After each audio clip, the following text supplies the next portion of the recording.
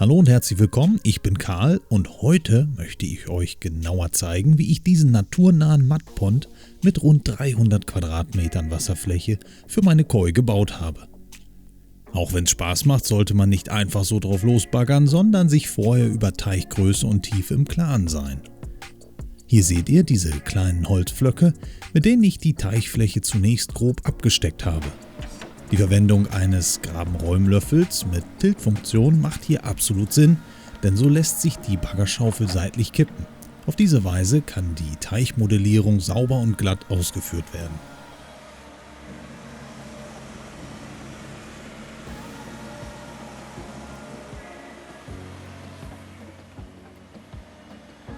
Wichtig ist hier, keine steilen Abhänge zu schaffen, die sich später durch Ausspülen zu unter dem Wasser liegenden Bruchkanten entwickeln könnten. Die verschiedenen Bodenhorizonte, also Schichten, werden möglichst getrennt abgetragen und zunächst seitlich gelagert.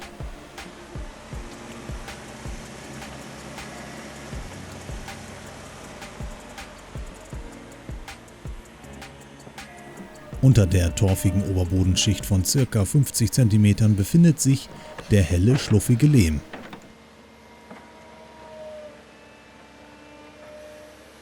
Das ausgeformte Becken in Nierenform hat unterschiedliche Tiefen, sodass sich die Koi später auch gut im flachen Wasser aufhalten können. An der tiefsten Stelle ist das Loch nun ca. 1,80 Meter tief.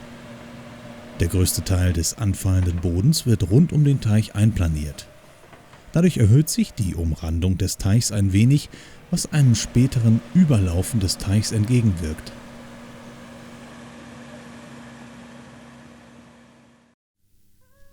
Ich weiß ja noch nicht genau, wo sich der Wasserstand später einpendeln wird, denn ich werde hier keine Folie oder sonstige künstliche Abdichtung verbauen.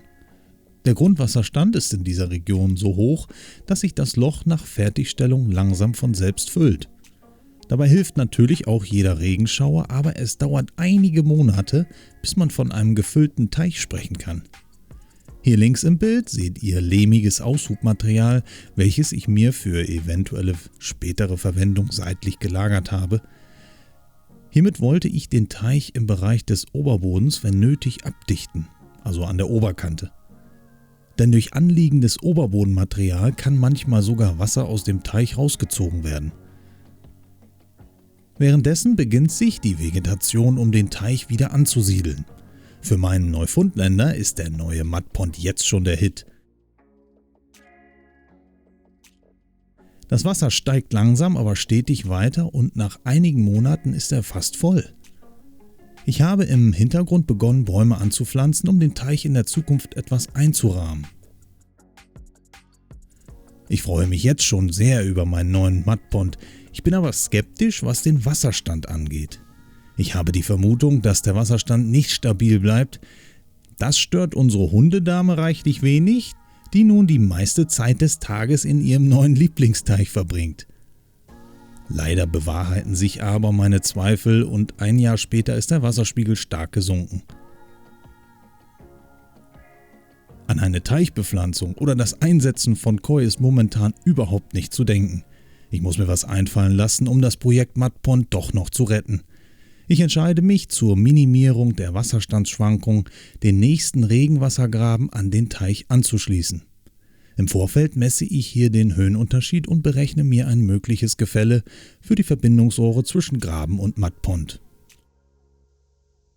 Ich benötige 80 Meter Kanalgrundrohr DN 150 und die KG-Rohre werden mit Gefälle zum Teich verlegt, damit das Regenwasser vom Graben auch in Richtung Teich läuft.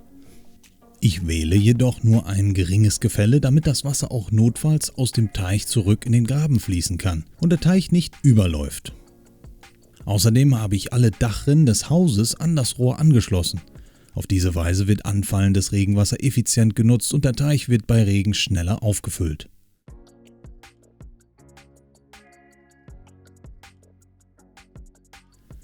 Und tatsächlich wird nach einiger Zeit deutlich, dass diese Maßnahme für einen relativ stabilen Wasserstand im Mudpond sorgt. Allerdings pendelt sich der Wasserstand auf einem niedrigeren Niveau ein als vorher angenommen. Das ist für die tiefen Bereiche in der Mitte des Teichs kein Problem, aber die Randzonen ragen, wie hier zu sehen, aus dem Wasser. Koi lieben jedoch die Flachwasserzonen, also hier ist nochmal eine Veränderung nötig. Ich mähe die Randbereiche möglichst kurz ab, damit der Uferbereich des Teichs nun neu modelliert werden kann. Ich vertiefe die Flachwasserzone und passe so das Ufer an den neuen Wasserstand an. Dadurch entsteht eine Uferkante und neue Flachwasserzonen mit Wassertiefen zwischen 30 und 60 cm. Ich führe diese Arbeiten mit einem Minibagger aus und nutze den Aushub, um die unebenen Bereiche um den Teich herum zu planieren.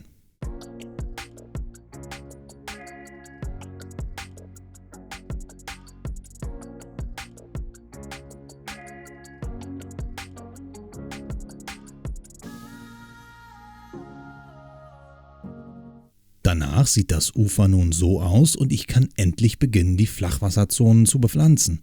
Ich pflanze zum Beispiel Fieberklee, Froschlöffel, verschiedene Schilfarten, Schwertlilien, Sumpfiris sowie einige Teich- und Seerosen. Binsen und Gräser sowie viele andere Arten haben sich am Ufer angesiedelt, was auch zum Schutz der Uferkante beiträgt. Es gibt weiterhin wetter- und jahreszeitbedingte Wasserstandsschwankungen. Durch das nun etwas steilere Ufer bleibt aber die Gesamtgröße der Wasserfläche auch bei schwankendem Wasserstand nahezu gleich. Ich habe meinen neuen Mudpond mit ein paar Findlingen und einer Baumwurzel dekoriert. Nachdem sich die Pflanzen etabliert haben, kann ich endlich beginnen, den neuen Mudpond mit Koi und Orphen zu besetzen. Ich setze zunächst nur eine kleine Stückzahl ein.